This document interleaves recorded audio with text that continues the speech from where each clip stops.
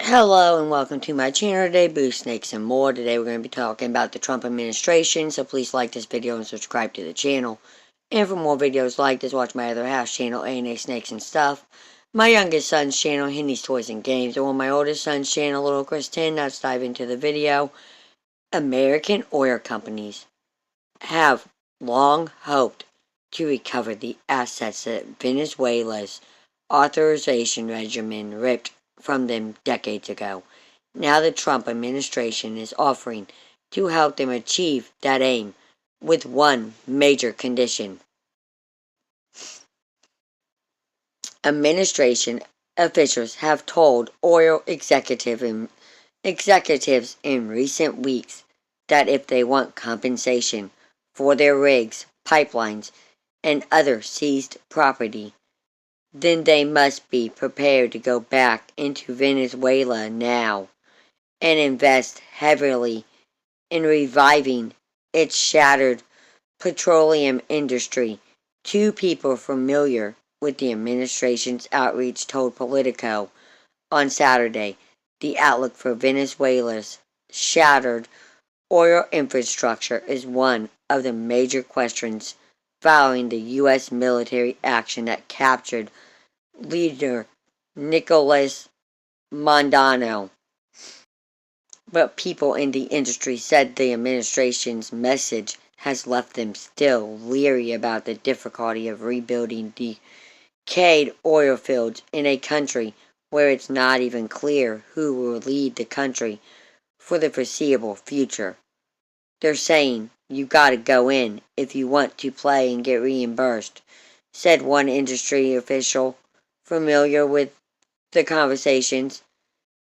The offer has been on the table for the last 10 days, the person said, but the infrastructure currently there is so depleted that no one at these companies can adequately assess what is needed to make it operable.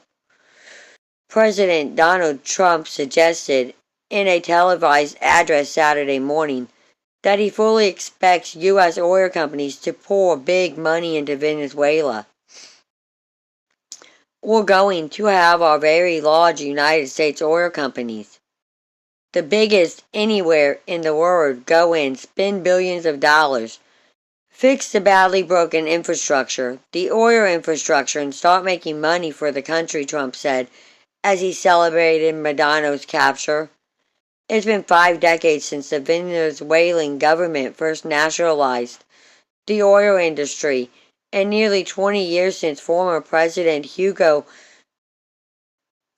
Chavez expanded the asset seizures. The country has some of the largest oil reserves in the world, but its petroleum infrastructure has decayed amid years of mismanagement and meager investment. Initial thoughts among U.S. oil industry officials and market analysts who spoke to Politico regarding a post-Maduro Venezuela focused on more questions than answers. The administration has so far not laid out what its long-term plan looks like, or even if it has one, said Bob McNeely, a former national security and energy advisor to President George W. Bush, who now leads the energy and geopolitics consulting firm Rapton Energy Group.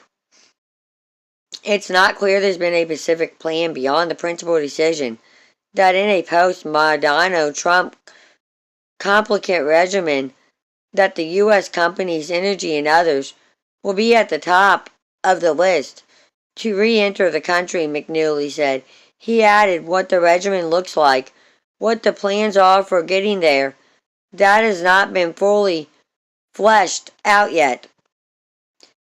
A central concern for U.S. industry executives is whether the administration can generate the safety of the employees and equipment that companies would need to send to Venezuela, how the companies would be paid, whether oil prices will rise enough to make Venezuelan crude profitable, and the status of Venezuela's membership in the OPEC oil exporters cartel. U.S. benchmark oil prices or at $57 a barrel, the lowest since the end of the pandemic. As of the market's close on Friday, the White House did not immediately reply to questions about its plan for the oil industry, but Trump said during Saturday's appearance at his Mar-a-Lago estate in Florida that he expected oil companies to put up the initial investments. We are going to rebuild the oil infrastructure, which requires billions of dollars. That will be paid for by the oil companies directly, Trump said. They will be reimbursed for what they're doing, but it's going to be paid, and we're going to get the oil flowing. However, the administration's outreach to U.S. oil company executives remains at its best in the infancy stage, said one industry executive familiar with the discussions, who was granted anonymity to describe conversations with the president's team. In preparation for regime change, there had been engagement, but it's been sporadic and relatively flatly received by the industry, this person said. It feels very much a shoot ready aim exercise. Venezuela's oil output has fallen to less than a third of the 3.5 million barrels per day that it produced in the 1970s, and the infrastructure that is used to tap into its 300 billion barrels of reserves has deteriorated in the past 2 decades. Will the U.S. be able to attract U.S. oilfield services to go to Venezuela? The executive asked. Maybe. It would have to involve the services companies being able to contract directly with the U.S. government.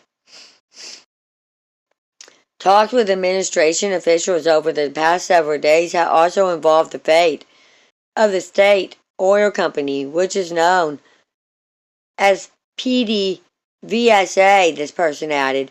PDVSA will not be denaturalized in some way and broken, this person said.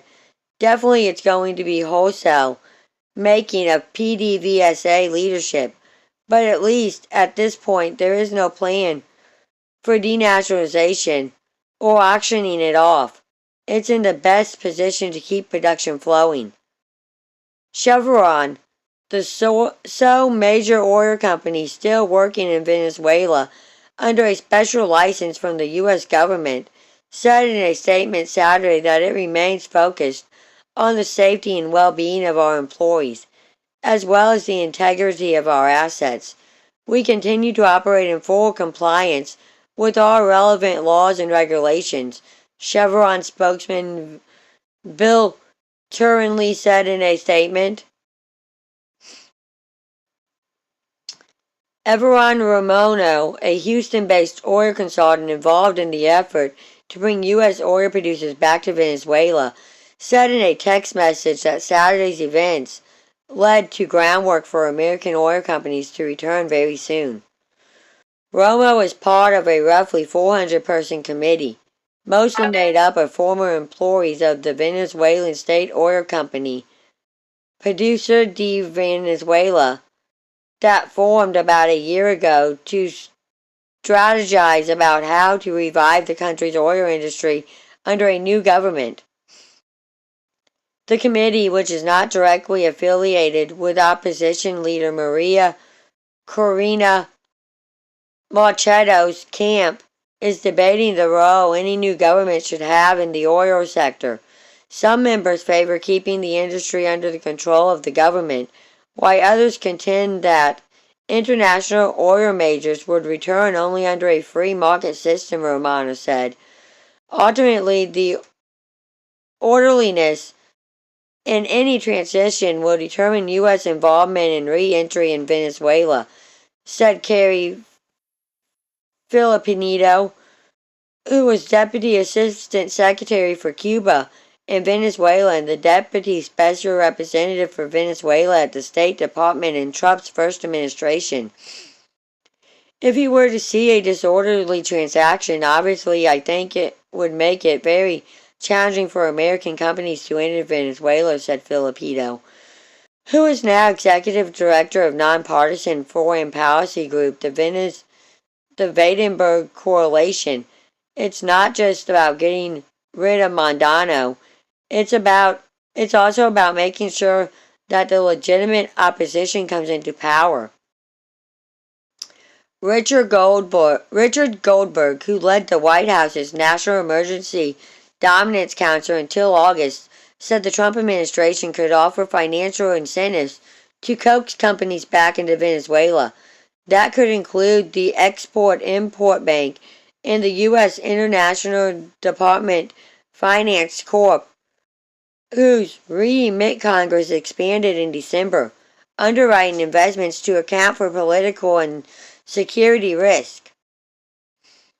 Promoting U.S. investment in Venezuela would keep China, a major consumer of Venezuela's oil, out of the nation and cut off the flow of the discounted crude that China buys from Venezuela's ghost fleets of tankers that skirt U.S. sanctions. There's an incentive for the Americans to get there first and to ensure it's American companies at the forefront and not anybody else, said Goldberg. It's unclear how much the Trump administration could accelerate investment in Venezuela, said Landon de Torres, an energy analyst at the Arctic Council who worked on the Obama, Trump, and Biden administrations. Many consider Venezuela a longer-term play given current low prices of $50 per barrel of oil and a huge capital investment needed to modernize the infrastructure, Diaz said. But the U.S. shore oil regions that have made the country the world's leading oil producer peter out over time, he said. It would become increasingly economic to export Venezuelan heavy crude to the Gulf Coast refineries built specifically to process it. Venezuela would be a crown jewel if the above ground risk is removed. I have companies saying, let's see where this lands, said Dianettis, who served in Trump's National Security Council during his first term. I don't see anything that gives me the sense that this is a ripe opportunity. Thank you for watching this video and peace out till the next one.